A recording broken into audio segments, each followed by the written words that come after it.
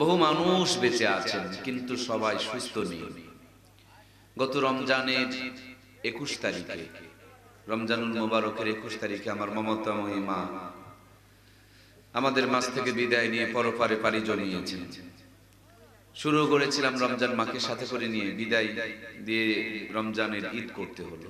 এভাবে কালের পরিক্রমায়, সময়ের ব্যবধানে এই গ্রামে, এই এলাকায়, এই মহল্লায় কত মানুষ একসাথে স্কুলে যেতেন, বাজারে যেতেন, মসজিদে যেতেন। দেখুন আমরা আছি, ডান বামে একটু খেয়াল করেন কত ভাইয়েরা নেই। যদি আল্লাহর পক্ষ থেকে ডাক এসে যেত, পৃথিবীর কোনো ক্ষমতা, শক্তি আর যোগ্যতা একটা সেকেন্ডটুকু আপনারা আমার টিকায় রাখতে পারতো ভাই? যার দয়ায় বেঁচে আছি তার কাছে শুকরিয়া, যার নিয়ামত নিয়ে বেঁচে আছি। এই প্রচন্ড গরম সহ্য করতে না পেরে সোজা গিয়ে ফ্রিজ থেকে বরফ বের করে খাচ্ছে, কেউ ঢুকে ঢুকে পানি খাচ্ছে। আবার আজকে আমাদের ওই চকচান্দিরাতে 365টা পুকুর আছে, পুকুর পাড়ে সময় টিভির সাংবাদিকরা আসছিল। তা আমি একটু সাক্ষাৎকার দেওয়ার জন্য আমারে ডাকছিলেন, আমি গেছিলাম। আসার সময় একটু বৃষ্টি পাইছি, ভিজে গেছি, মাথাটা ব্যথা করতেছে। তার মানে সুস্থতা এটাও অনেক বড় একটা নিয়ম। এখন মানুষের ভাত না খেলে চলে, কিন্তু ঔষধ না খেলে চলে না। মোটের উপরে হিসাব করে দেখুন, মানুষের খানা দানার পিছনে যেই পরিমাণ ব্যয় হয় তার চাইতে অনেক বেশি ঔষধের দোকানে ব্যয় হয়। অনেক মানুষ বিছানায় পড়ে আছে, হাসপাতালে পড়ে আছে, সাধারণ অক্সিজেন টানতে পারছে না, নাকের মধ্যে অক্সিজেনের পাইপ ঢুকাই দেওয়া লাগছে। আমার মাকে 12 দিন মেডিকেলে অক্সিজেন নাকে দিয়ে রাখা রাখছিল। এক ঘন্টার বিল 100 টাকা। আর এর চেয়ে পাওয়ার জন্য বেশি হয় যখন, তখন মনে হয় আরো বেশি বেড়ে যায়। আমরা আল্লাহর কাছে আরো শুকরিয়া আদায় করছি যে আল্লাহ তাআলা আমাদের এরকম কোনো অসুস্থ রোগী বানানো নাই। ভাইয়েরা, আমরা কি নিজের ক্ষমতায় সুস্থ আছি না আল্লাহ রাখছেন? একটু বলুন না, কে রাখছেন? আমরা কি নিজের ক্ষমতায় সুস্থ? না, আল্লাহ আমাদেরকে রেখেছেন। তিনি চাইলে আপনারা আমার কোনো অসুস্থ বানায় হাসপাতাল ক্লিনিকে ফেলে রাখতে পারতেন। যার দয়ায় সুস্থ, তার কাছে আরো একবার শুকরিয়া আদায় করে নেই, পড়ি আলহামদুলিল্লাহ। বহু মানুষ সুস্থ আছে, বেঁচে আছে, কিন্তু গুনার কাজ নিয়ে ব্যস্ত আছে। আমার প্রাণপ্রিয় ভাইয়েরা, এলাকায় বহু মানুষ বেঁচে আছে, সুস্থ আছে, কিন্তু সবাই এই জান্নাতের বাগানে আসতে পারে না। পানের দাম আছে, কিন্তু তার কাছে কোরআন হাদিসের দাম নাই। ভিআইভিয়ানের গল্পের দাম আছে, কিন্তু তার কাছে কোরআন সুন্নাহর কোনো দাম নাই। যদি দাম থাকতো, বলুন তো দেখি, জিলাপির দোকানে কি ঘন্টার পর ঘন্টা কাটানো লাগে? গেছেন মাত্র 5 মিনিটের মধ্যে তো আপনার 1 কেজি জিলাপি কিনা হয়ে যায়। ভিআই বাড়িতে আসছেন, জামাই বাড়িতে আসছেন, আজকে তো ওয়াজ শুনতে এসেছেন, আড্ডা মারতে আসেন নাই। নিজেও আসলেন না, বসলেন না, কোরআন সুন্নাহর কথাগুলো শুনলেন না, বাড়িতে আড্ডা জমিয়ে মা বোনগুলোকেও ওয়াজ শুনতে দিলেন না। এরকম বেকুব মার্কা মেহমান আমাদের দরকার নেই। আমাদের মেহমান দরকার কোরআন প্রেমী, কোরআন সুন্নাহর আলোকে যারা নিজেরা ওয়াজ শুনবে, বাড়ি ঘরগুলো ফাঁকা করে দিয়ে মা বোনকে ওয়াজ শোনার সুযোগ করে দিবে। আল্লাহ সকলকে কোরআনের জন্য কবুল করুক, বলুন আমিন। প্রিয় ভাইয়েরা আমার, আল্লাহ তাআলার কাছে আমরা শুকরিয়া আদায় করছি। আল্লাহ আমাদের বাঁচায় রাখছেন, আল্লাহ আমাদের সুস্থ রেখেছেন, আল্লাহ আমাদেরকে সব গুনার কাজ থেকে বাঁচায়া। সুবহানাল্লাহ, কোন কথা বলবেন? আরে পৃথিবীর মানুষ জান্নাত থেকে পালাচ্ছে আর জাহান্নামের দিকে দৌড়াচ্ছে। নেকির কাজ ছেড়ে দিয়ে গুনার কাজের প্রতিযোগিতা শুরু করছে। কে কেমনে কার চাইতে কত বেশি পাপ করতে পারে। অল্প টাইমের ব্যবধানে সমাজের চিত্র চেঞ্জ হয়ে গেছে। গ্রাম গঞ্জ, এলাকা, পাড়া, মহল্লা, পরিবারের ভিতর পর্যন্ত নিশার আগ্রাসন, নিশার ভাইরাস নীরব ঘাতকের মতন যুব সমাজকে কুরে কুরে খেয়ে শেষ করে দিচ্ছে। প্রতিবেশী দুটি দেশ বলতে গেলে আমরা তাদের কাছে টার্গেটের শিকার হয়ে যাব। আমাদের নানান ভাবে আমাদেরকে তারা হাত পা মানে বিনা সুতায় বেঁধে ফেলে দিবে। বর্ডারের সাইড দিয়া প্রায় 16,000-এর মতন মাদকের কারখানা তারা তৈরি করছে। ফেন্সিডিল তৈরি করে করে করে আমাদের দেশে তারা সাপ্লাই দিচ্ছে। আমি ইন্ডিয়াতে গিয়েছি, ইন্ডিয়ার মানুষ ভুলেও ফেন্সিডিল খায় না। ইন্ডিয়ার মানুষ ফেন্সিডিল খায় না শুধু না, ওদের কুত্তাও খায় না। আপনাদের যাদের ইন্ডিয়াতে যাওয়া আসা আছে, বলেন তো দেখি, ইন্ডিয়ার মানুষ কি ফেন্সিডিল খায়? এটা খাওয়ার জিনিসই না। অথচ আমাদের দেশে খালি বানায় আর সাপ্লাই করে দেয়। আর একটা দেশ পাশে আছে, ওরা বাবা আবার সমানে ঢুকাচ্ছে। আপনি একটু চোখ বন্ধ করে তাকান, আজ থেকে 20 বছর পর এদেশের যুবকগুলো যুবকই থাকবে না, অটো তাদেরকে একবারে শেষ করে দেওয়া হচ্ছে। সমাজের ফ্যাশন হয়ে গেছে এখন নিশা। নরমাল মানুষটা নরমাল এখন ভদ্র সাজবে। ভদ্র সাজার কি বলে? বিড়ি টানতে হবে, তাহলে নাকি ভদ্র হওয়া যায়। বিড়ি করে আরো ভদ্র হবে, কি করতে হবে বলে? বিড়ি বাদ দিয়ে সিগারেট ধরতে হবে। সিগারেট করে আরো যদি ভদ্র হতে চায় তাহলে মশলা বের করে গাঁজা ভরতে হবে। গাঁজা করে আরো যদি ভদ্র হতে চায় তাহলে আর কতদিন শুকনা খাবে? এখন ডাল খেতে যায়, হিলিতে যায়, মানে ফেন্সিডিল খেতে চায়। ফেন্সিডিল করে আরো ভদ্র যদি সাজতে চায় তো হিরোইন করে আসক্ত হচ্ছে। হিরোইন করে যদি আরো ভদ্র হতে চায় তো নতুন করে বাবা আবার চালু করে ফেলছে। মা বোনেরা কি পিছিয়ে আছে না? প্রিয় মায়েরাও আজকে মোটা কাপড়গুলোকে ছেড়ে দিয়া পাতলা, এর চাইতে আরো পাতলা, তার চাইতে বেশি পাতলা, এখন নিজের কাপড়টুকু চিরে ফেরে কেটে ছেঁটে নিজের ইজ্জতটা বের করে দেশের মানুষকে দেখাইতেছে। বুঝতে কষ্ট হচ্ছে? ওরা কাপড় চুপড় চিরে ফিরে নিজের ইজ্জতটা বের করে দেশের মানুষকে দেখাইতেছে, আবার নিজেকে দামি এবং সম্মানী মনে করছে। কি কপাল পোড়া! শয়তানে কেমনে তাদের বিবেকে প্রসাব করে দিয়েছে।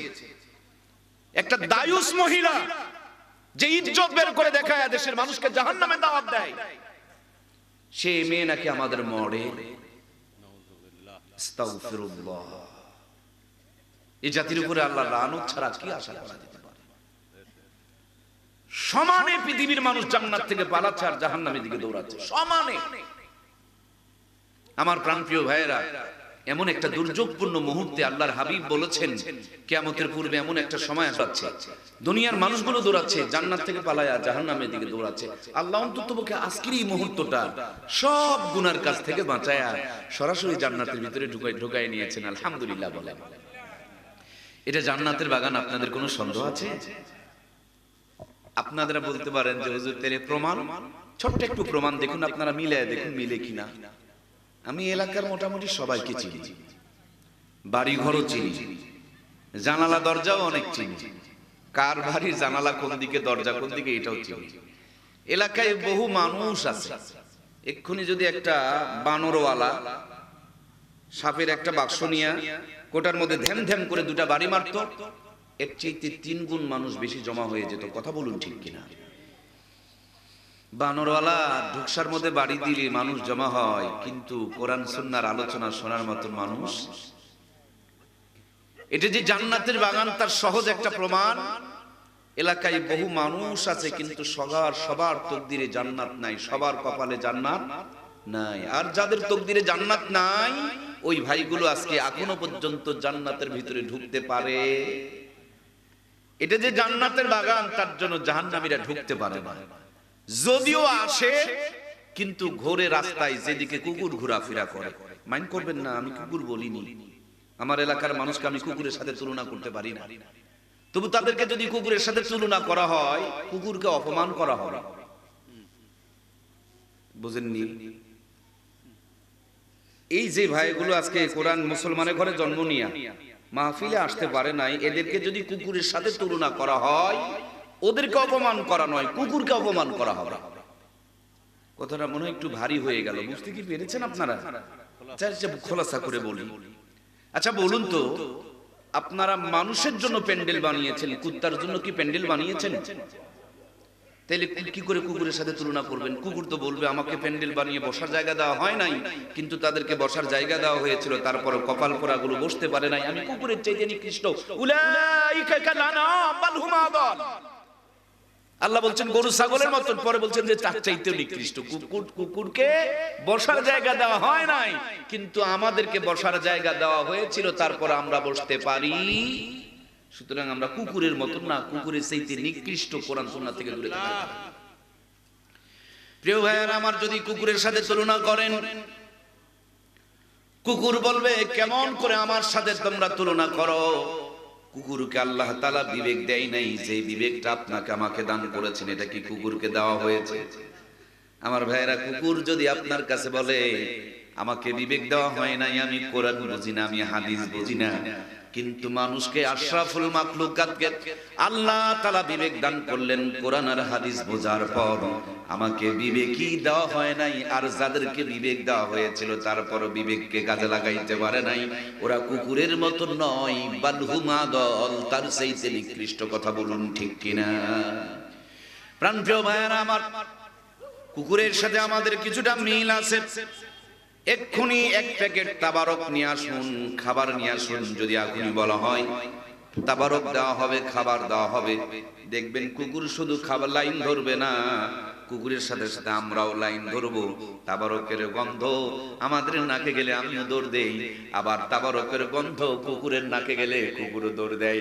তার মানে একটা জায়গায় অন্ততপক্ষে মিল আছে। খাবার দেখলে কুত্তাও দৌড়াই, আমিও দৌড়াই, কিন্তু কোরআনের জন্য আমি আসতে পারি না। সেজন্যই আল্লাহ তাআলা বলছেন উলাইকা কাল আনআম বাল হুম আদাল উলাইকা হুমুল গাফিলুন। আমার প্রাণপ্রিয় ভাইয়েরা, আপনার আমার সমাজের মধ্যে মাছি আছে দুইটা, দুই কোয়ালিটির মাছি আছে। একটু মন দিয়া কথাগুলো শুনবেন, খুব বুঝার মতন কথা। একটা মাছির নাম হলো মৌমাছি। জিন্দেগিতে কোনোদিন কি মৌমাছি দেখেছেন আপনারা? এই মৌমাছি সারা জীবন ঠোঁটের মধ্যে মধু বহন করে। আপনার আমার জিন্দেগিতে কেউ কি কোনোদিন মৌমাছিকে পচা জায়গায়, নোংরা জায়গায়, দুর্গন্ধওয়ালা জায়গায়, ভাইরাসওয়ালা জায়গায়, কোনো খারাপ জিনিসের উপরে মৌমাছিকে কোনোদিন বসতে দেখেছেন? দয়া করে কথা বলুন, দেখেছেন? আমার প্রিয় ভাইয়েরা, আর একটা মাছি হলো পচা মাছি, দুর্গন্ধওয়ালা মাছি, ময়লাওয়ালা মাছি। এই মাছিটার দিকে খেয়াল করে দেখবেন, জিন্দেগিতে এই ময়লাওয়ালা মাছিকে কোনো ফুলের উপরে কি আপনারা কোনোদিন বসতে দেখেছেন? সুগন্ধের উপরে বসতে দেখবেন না, কোনো ফুলের উপরে বসতে দেখবেন না। বিশাল বড় ফুল বাগানে মৌমাছির পরিবর্তে যখন নোংরা মাছিগুলো, পচা মাছিগুলো ছেড়ে দিবেন, সারাদিন ফুল বাগানে ঘুরবে, কিন্তু নোংরা মাছি জিন্দেগিতে কোনো ফুলের উপরে বসবে না। জীবন চলে যাবে, তার দ্বারা একটা ফোঁটার মধুও কোনোদিন সংগ্রহ হয় না। ওই ফুল বাগানের মধ্যে কোনো একটা ইঁদুর, কোনো একটা বাদুর, কোনো একটা মশা, কোনো একটা মাছি, কোনো একটা চিকা চামচিকা যদি মরে পড়ে থাকে, দুর্গন্ধ বের হইতে শুরু করে দেয়। খুব খেয়াল করে দেখবেন, ফুল বাগানের মধ্যে পাশ কাটিয়ে ওই পচার উপরে, নোংরার উপরে, বাদুর উপরে, ইঁদুরের উপরে, ওই দুর্গন্ধের উপরে বসে সেখান থেকে দুর্গন্ধ খাবার খায়। কথা বলুন ঠিক কিনা? দেখুন এখানে কি সুন্দর জান্নাতের বাগান, আর ওখানে বসেছে মেলা। এরকম কিছু মানুষ আছে যারা পচা মাছির মতন মেলাতেই থাকবে, ফুল বাগানে ঢুকবে কয় না, ঢুকবে ঢুকবে না, ওটা পচা মাছির মতো। ফুলের উপরে ঘুরবে, মাগর ফুলের উপরে পড়বে না। মধু তার চোখের সামনে থাকবে, কিন্তু মধু খাবেও না, মধু নিবেও না, কারো উপকারও করবে না। ওই ফুলের বাগানের নিচে যদি কোনো একটা পচা দুর্গন্ধ ভাইরাস থাকে, সেটার উপরে বসে ওখান থেকে সে খাবার সংগ্রহ করবে। সেম কায়দায় কোরআনের মাহফিলে এত বড় দোকানের দরকার নেই, যদিও আছে চা খাওয়ার জন্য, কিন্তু এখন যে আড্ডাটা জমিয়েছি আমরা, বলুন ওয়াজ শুনতে এসে কি ওয়াজ শোনা হচ্ছে না গুনাহ কামাই করা হচ্ছে? ফুল বাগানের মধ্যে থেকে ফুলের মধু নেওয়া হচ্ছে না, বরঞ্চ সেখান থেকে ময়লাটুকু খুঁজে সেখান থেকে ভাইরাস তারা গ্রহণ করছে। প্রাণপ্রিয় ভাইয়েরা আমার, হাজার হাজার গরু মরে আছে, ছাগল মরে আছে, ভেড়া মরে আছে, দুম্বা মরে আছে, পোকা গন্ধ ছড়াছড়ি। দেখবেন দুর্গন্ধ মাছিগুলো খায়, কি মজা, তাদের আনন্দের কোনো শেষ নাই। কিন্তু খেয়াল করে দেখবেন, মৌমাছি একবার কেন 7 বারও যদি মরে যায়, জিন্দেগিতে ওই মৌমাছিকে ওই পচার উপরে বসাইতে পারবেন না, দুর্গন্ধের উপরে বসাইতে পারবেন না, জীবনেও কোনোদিন বসবে না। ওই মৌমাছি যদি দেখে সেই পচা গন্ধার মাঝে কোনো একটা ছোট্ট ফুল ফুটেছে, তার মুখের মধ্যে এক ফোঁটা মধু বিরাজ করছে, দেখবেন সব পচা গন্ধাকে পাশ কাটায়া ওই ফুলের উপরে বসে সেখান থেকে এক ফোঁটা মধু সংগ্রহ করে নিয়ে চলে যায়। সেই মৌমাছি হিসাবে আপনাকে আমাকে কবুল করেছেন কে? টিভি আপনাকে আমাকে ডাকতেছিল আসো সিরিয়াল দেখি, বন্ধু ডাকতেছিল চলো চা খাই, বিড়ি আপনাকে আমাকে ডাকতেছে চলো দুইটা মেরে নেই, ওই দিক থেকে বিয়াই বাড়ির থেকে ফোন আসতেছে আসো একটু খেয়ে যাও, সব দিক থেকে হাতছানি চলতেছে। কিন্তু আপনি আমি বলেছি না, সবকিছু পাশ কাটিয়ে কোরআন সুন্নাহর আলোকে, কোরআন সুন্নাহকে নেওয়ার জন্য, কোরআন সুন্নাহকে জানার জন্য, জান্নাতে যাওয়ার জন্য এই জান্নাতের বাগানে বসেছি। এই জান্নাতের বাগান, এই ফুল বাগান, ওই জান্নাতের ফুল বাগানের জন্য আল্লাহ তাআলা আমাদেরকে মঞ্জুরি দান করে দেখ। জোরে বলুন আমিন।